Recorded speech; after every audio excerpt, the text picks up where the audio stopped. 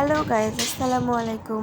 আজকে নিয়ে আসলাম আপনাদেরকে নতুন একটি ব্লগ ভিডিও দেখার জন্য। এই তো আমি ঘর থেকে বের হয়ে আজকে আপনাদেরকে সারপ্রাইজ দিব, একটা জিনিস দেখাবো। দেখে আপনারা কি বলবেন জানি না, কমেন্ট বক্সে কমেন্ট করবেন। তো যাই হোক, এই যে আমি আগের ঘরগুলোতে যাচ্ছি, ঘরে একটা সারপ্রাইজ অপেক্ষা করছি আপনাদের জন্য। আমি এই তো গেটটা খুললাম, আমার এটা আগের ঘর। এই তো খুলতেছি, এই তো বিসমিল্লাহ বলে ঘর খুলছি আর কি। লাইট অন্ধকার ছিল সেদিন, বিকেলবেলাও। তো এই তো আমার মুরগি, আমি এই মুরগিগুলো পালন করি। তো আপনারা কি কমেন্ট করবেন আমি জানি না, কিভাবে দেখবেন তা আমি জানি না, তবে আমার কাছে অনেক ভালো লাগে নিজে কিছু করাকে, আমার কাছে অনেক বেশি আনন্দের মনে হয়। তো যাই হোক, এবার আমি 20টা মুরগি নিয়েছি। তো আমি প্রতিদিন সকালে এবং বিকেলে তাদেরকে খাবার দিই। তাছাড়াও আমি প্রায়ই এসে এদেরকে দেখে যাই যে তাদের কি প্রয়োজন, বা কি খাবার শেষ হয়ে গেল, কি পানি শেষ হয়ে গেল।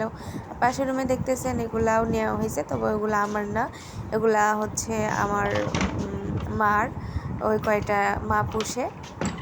তো যাই হোক, তারা দিব ঘরে, এজন্য রাত হয়ে যাচ্ছে, এই জন্য আমি লাইট দিয়ে দিলাম।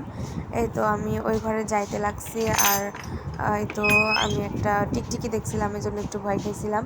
যাই হোক, ঢুকে এই ঘরের লাইটটাও দিয়ে যাচ্ছি, মা কখন আসবে না আসবে, যদি না আসে আবার, তো এই জন্য দিয়ে গেলাম। দেখলাম খাবার আছে কিনা, পানি আছে কিনা, চেক করে দেখলাম যে সব কিছুই আছে।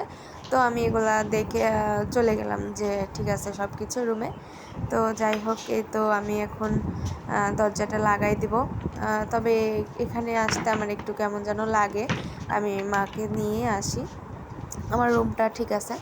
তো যাই হোক, এই তো আমি এখন চলে যাচ্ছি, আমার কাজ শেষ মানে আজকের মতো।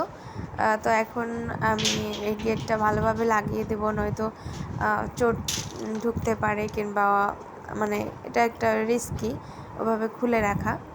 তো আমি আমার কাপড় চোপড় যেগুলা মেলে দিছিলাম সেগুলো তোলার পরে এই তো আমি আবার রুমে চলে যাচ্ছি।